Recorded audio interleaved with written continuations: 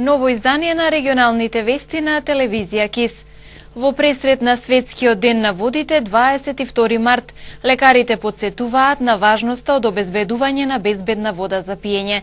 Во гостиварскиот регион низ селата лани биле евидентирани случаи на бактериолошки загадена вода, додека во градот проблем била заматеноста. Водоводните системи низ селата во поширокиот гостиварски регион нередовно се дезинфицираат, што доведува до загаденост на водата, алармираат службите во Гостиварскиот центар за јавно здравје, каде што се вршат анализи за безбедноста на водата за пиење. Во селата каде не се спроведува хлорирање доволно, доаѓа до микробиолошка неисправност на водата. Во градскиот водовод пак поголем проблем е матноста, која лани била евидентирана во 15 до 20% од земените мостри за испитување. Во градскиот регион на Гостивар, значи во градот, од анализите што се направени, физичко-хемиски и микробиолошки, поголем проблем имаше со физичко-хемиските анализи, тие пошто еден дел од нив излегува негде околу 15 до 20% беа физичко-хемиски неисправни, пред се по основ на параметрот матност, значи најголем предизвикувач на тие неисправности беше параметрот матност, додека од руралните средини, пак во нив микробиолошката загаденост е нешто поголемо во однос на градската. Тоа се објаснува со тоа што поголемиот дел од водоводите во руралните средини не се порираат, значи не се врши дезинфекција. Микробиолошки загадената вода носи ризици по здравјето на луѓето, велат лекарите. Може да предизвика разни цревни заболувања и други здравствени тегоби. Микробиолошката безбедност на водата е многу поважна, затоа што таа може да предизвика одредени инфективни заболувања во смисла на пренос на бактерии, на вируси, на паразити, на населението, на болестите кои може да се пренесат со водата, преку водата. Се разбира и хемиската, физичко-хемиската безбедност е важна, значи и таа е доста важна, пошто ефектите од физичко-хемиската небезбедна вода може да се согледаат во понатамошниот период. Поставањето во функција на филтер станицата за градскиот водоводен систем на Гостивар се подобри состојбата со матноста на водата. Минатогодишните случаи се должат на изведување дополнителни работи за изградба на базен близу објектот, кој сега веќе е завршен. Испитувањата на гостиварските служби на Центарот за јавно здравје покажуваат дека загаденост на водата почесто има низ селата во Врапчишкиот регион. Во текот на ланската година биле извршени анализи на околу 300 примероци на вода. Децата и по разводот да остануваат во еднаква надлежност на двата родитела и двајцата да бидат еднакво одговорни за грижата и воспитувањето на децата. Група родители со ваква иницијатива се борат за концепт на двојно старателство, поддржани се од првата детска амбасада во светот Меѓаши. Воведување на 50-50 поделено, подеднакво, заедничко или споделено старателство и одговорно родителство и по развод. Група родители бараат измени на законот на семејство со што би се остварила праведна положба на родителите во однос на остварувањето на родителските права по развод. Тоа подразбира поминување еднакво време со децата, но и еднаков удел во донесување на важните одлуки за детето во поглед на образование, здравствена заштита, занимавање со спортски, социјални и други активности. Овој модел е всушност комплетна спротивност на досегашната пракса каде што децата поминуваат поголем дел од времето со едниот родител, кој сам донесува одлуки, а улогата на другиот се состои само во повремени средби со децата. Директорот Драги Змијанац укажува на емоционалниот и психофизичкиот развој на детето, тргнувајќи од тоа дека од особена важност за него е поддршката и љубовта на двајцата родители. Првата детска амбасада во светот Меѓаши ја поддржува оваа иницијатива од многу едноставна причина, а тоа е на детето му требаат два подеднакви и квалитетни посветени родители. Доколку тргнеме од основниот принцип за најдобар интерес на детето и доколку детето ни е фокус на неговите потреби, во тој случај потребата за воведување на заедничко одговорно родителство по развод има позитивни големо влијание на остварување на правата на детето да има контакт квалитетен и со еднакво време со двата родители. Подеднакво и заеднички да водат двата родители грижа за него и при тоа фокусот да биде на правата на детето, а не на родителските права. Кога се разведуваат партнерите, не се разведуваат родителите, тие се родители на детето цел живот. Тие треба да ја разграничат улогата на партнер и родител. И во тој случај може да градат квалитетни родителски односи и врски со детето и по развод.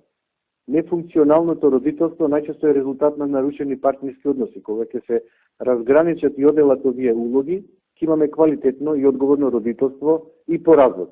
Даваме подршка во насока на креирање на законска основа, која ќе даде можност двајцата родители да добијат заедничко родителство над децата доколку ги исполнуваат условите и критериумите за одговорно родителство. Според светските искуства, овој концепт е еден од најсложените, но се смета дека е најдобро решение за детето. Впрочем и една фундаментална препорака на Комитетот за правата на детето при Обединетите нации. Надлежниот суд и стручниот тим на Центрите за социјална работа при оценување на доверување на детето за чување и воспитување и грижа треба да тргнат од позицијата дека двајцата родители треба заедно и непосредно да вршат родителско право, односно да стартната позиција по можност им биде еднаква и рамноправна. Треба да се овозможи да се залагаат да во такви околности имаат оценка Центрите за социјална работа кој родител го остварува квалитетно родителско право. Доколку не го остварува квалитетно родителско право, а имаат еднакви стартни позиции, тогаш му се дава на едниот родител право на видување, дури може да му се одземе родителското право ако има психичко, физичко или сексуално или не знам какво наследство врз детето. Според директорот Змијанац, етапно од реализирањето на родителската иницијатива, запознати се и институциите.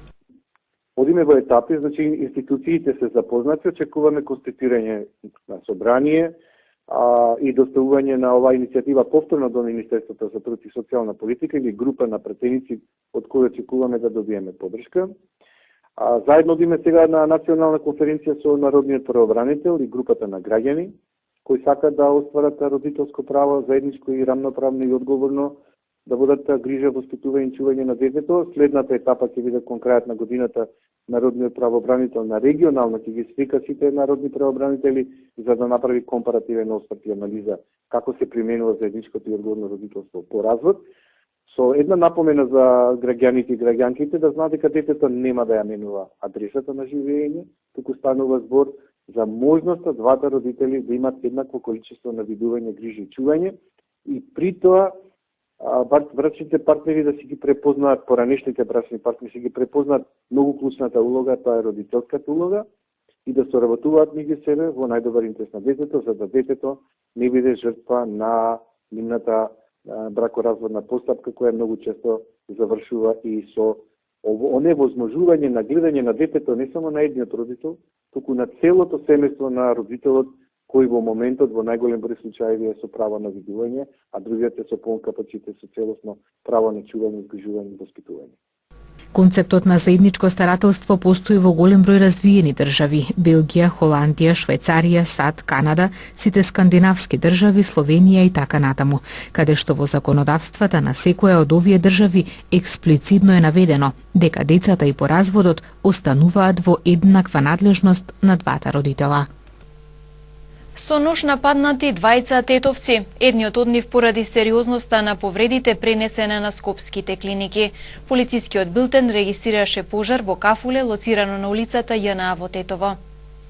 Двајца тетовци на возраст од 26 и 30 години ноќеска биле нападнати со нож, здобивајќи се со повреди по вратот, грбот и нозете. Двајцата повредени со возило на брза помош пренесени се во Тетовската клиничка болница. Укажана им е помош, пошто помладиот поради сериозноста на повредите префрлен на скопските клиники. Осомничени за нападот се 34 годишен жител на Тетово и неговиот 2 години помлад брат. Двајцата се приведени и задржани во полициската станица во Тетово. Напаѓачите и повредените претходно физички се пресметале, а инцидентот се случил на улиците Браќа Миладиновци и Благоја Тоска во Тетово. Извршен е комплетен увид, пронајдени и подигнати се траги за вештачење, како еден нож на расклопување. Се преземаат мерки и активности за целосно расветлување на случајот, пошто ќе следува соодветен поднесок. Полицискиот билтен Океска регистрираше пожар во едно кафуле на улицата Јна. Пламените јазици настанале откако непознати лица најпрво го искршили изложното стакло до објектот и во неговата внатрешност фрлиле молотов коктел.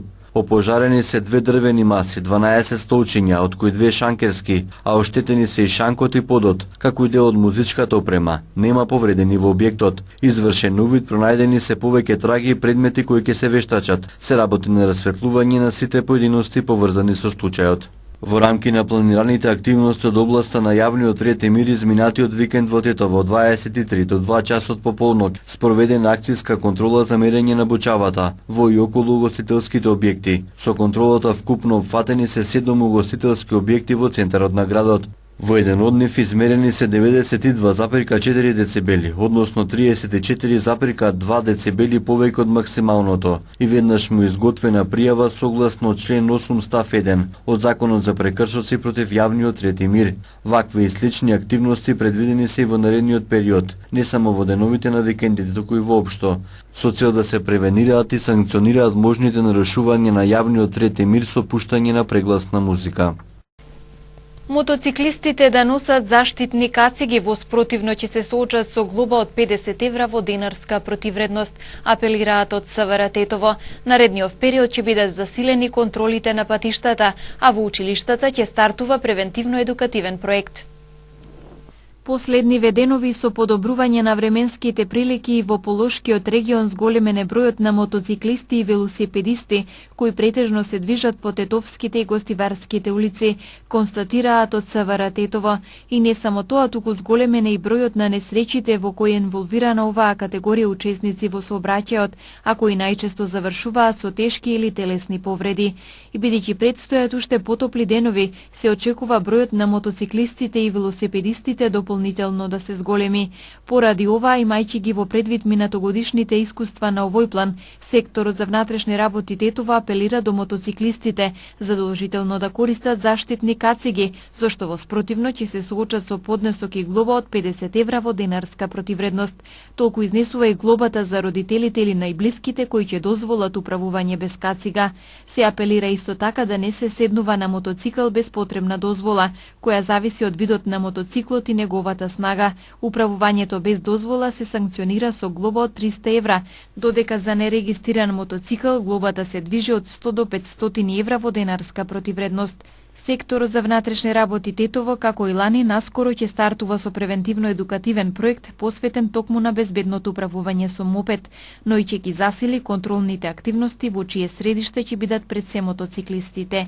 Нивната цел е навреме да се откријат и одстранат од сообраќај неисправните во функција на вкупната безбедност на патиштата и улиците во Полок. Општина Маврово и Ростуше организира јавна презентација и јавна анкета за архитектонско-урбанистички проект за катастарски парцели.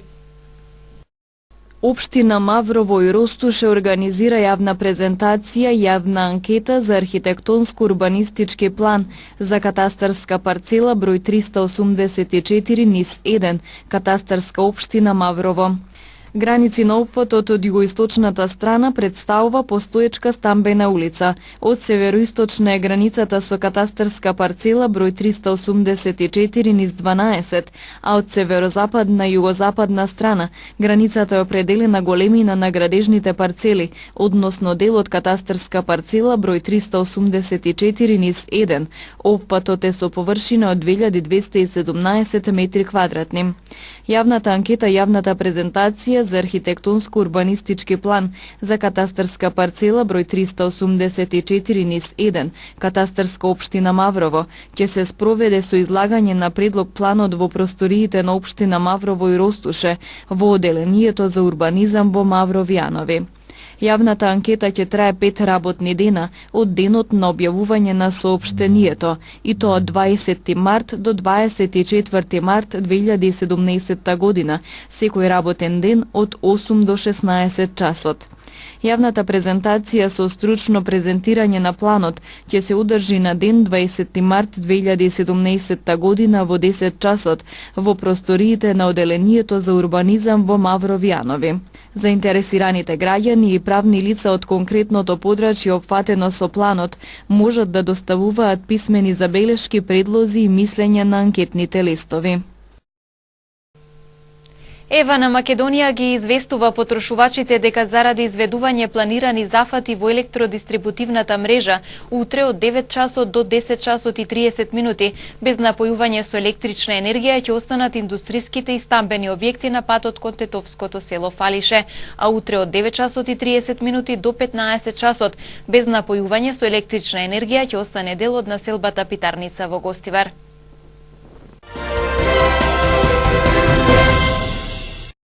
Синдикатот на единицата за брзи интервенции Лавови бара разрешување на сериозната политичка состојба во Република Македонија. Го повикуваме председателот да побара јавно извинување од Република Албанија за мешањето во внатрешните работи на Македонија и итно отфрлање на тиранската платформа. Албанските партии да престанат со националистичката реторика и да се свртат кон соживот и почитување на уставот и законите на Република Македонија, стои во соопштението на единицата Лавови. Бензините и дизел горивата од полноќ ќе поевтина за 2 денари по литар, одлучи денеска регулаторната комисија за енергетика. Новата малопродажна цена на бензинот Евро Супер БС 95 ќе биде 65 денари, а на Евро Супер БС 98 ќе изнесува 67 денари за литар. Евро дизелот ќе се продава за 52 денари, а екстра лесното масло за домаќинство за 40,5 денари за литар. За 1,33 денари поевтинува и мазутот и 1 килограм ќе чини 26,95 денари. Регулаторната комисија за енергетика на Република Македонија информира дека просечната цена на суровата нафта на светскиот пазар во изминативе 14 дена била пониска. Пролетта на северната хемисфера почнува во 11 часот и 20 минути. Во исто време на јужната хемисфера настапи есента. Наредниот викенд, ноќта помеѓу 25 и 26 март ќе почне летното сметање на времето, со тоа што стрелките на часовникот ќе се поместат 1 час нанапред.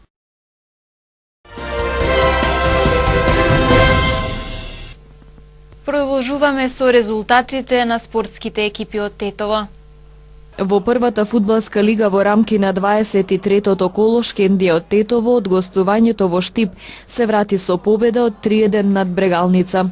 Стрелци за гостите беа Ибраими, Абдурахими и Алими, додека црвен картон во финишот заработи Челиковиќ. Единствениот гол за домашните го постигна Здравков од пенал во 85-та минута. Ренова успеа да го победи Пелистер на домашен терен со 2-1. Први до водство дојдоа домашните преку Гафури во 27-та минута, а до изедначување доаѓа во 55-та минута, кога гол постигна Кардосо Ферейра. Победа на домашните им носи Велинов во самиот финиш во 88-та минута. Вардар останува на врвот на табелата со 53 бода, 6 повеќе од Шкендија на втората позиција.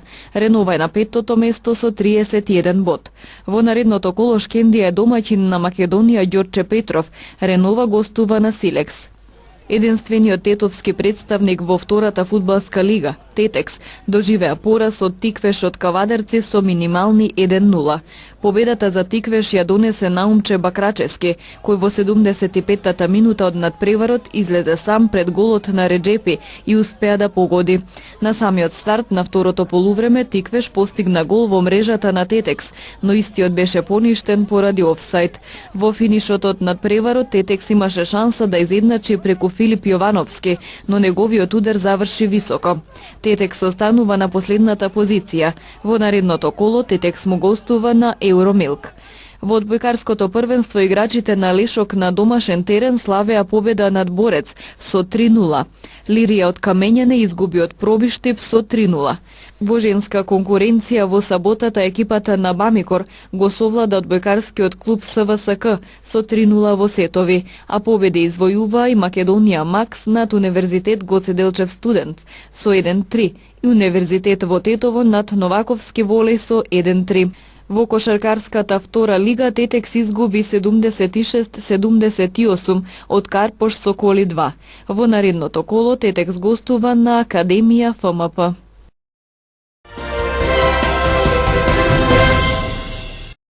Премиерката Тереза Меј ќе го активира членот 50 на 29 март, со што официјално ќе почне процесот на заминување на Велика Британија од Европската Унија. Со тоа ќе почне двегодишното одбројување до излегувањето од ЕУ, односно ќе почнат преговорите меѓу Лондон и Брисел. Ако преговорите се одвиваат во согласност со распоредот, Брекзитот би требало да се постигне до крајот на март 2019 година. Зиед Бен Балгасем, кој е убиен на парискиот аеродром Орли во саботата откако нападна припадничка на француската војска, бил под дејство на алкохол и дрога. Токсиколошките тестови покажале присуство на алкохол од 0,93 промили и канабис и кокаин. Агенцијата, повикувајќи се на извор во француското судство, објави дека истражителите и натаму се обидуваат да утврдат што е мотивот за овој напад на вториот по големина аеродром во Франција. Германската канцеларка Ангела Меркел и јапонскиот премиер Шинзо Абе силно ја поддржуваат слободната трговија. Сакаме отворени пазари, изјави Меркел во говорот во Хановер на отварањето на сајмот на компјутерска опрема, кој е коспонзориран од Германија и Јапонија. Американскиот претседател Доналд Трамп упати критики кон Ким Јонг Ун. Минатиот пат властите во Пјонгјанг тестираа ракетен мотор на копно, кој може да се употреби и во проектили. Според официјален Сеул, најновите тестирања на ракетен мотор во Северна Кореја покажаа значителен прогрес по програмата за развој на проектили. Масовни проверки почнаа да се вршат во погоните за производство на месо во Бразил поради сигнали за корупција поврзани со извоз на расипано месо заразено со салмонела, кое се продавало во земјата и во странство. Две од трите големи месопреработувачки компании кои извезуваат стока во светот се во фокусот на проверките. Според властите во Бразил, на 30 месопреработувачи во земјата им плаќале подкуп на инспекторите, кои го проверувале квалитетот на производите. Некои од месните производи се користат во кујните на јавните училишта, велат од полицијата. Има податоци дека некои од производите се нашле на италијанските и на шпанските пазари.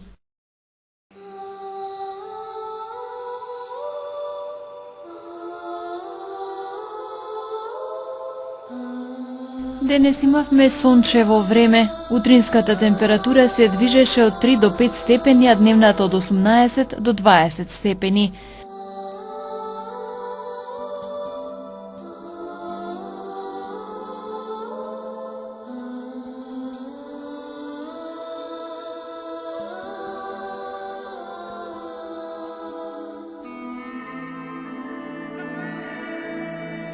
Според прогнозата на Управата за хидрометеоролошки работи, времето утре ќе биде сончево со умерена облачност и релативно топло. Утринската температура ќе се движи од 3 до 5 степени, а дневната од 18 до 21 степен.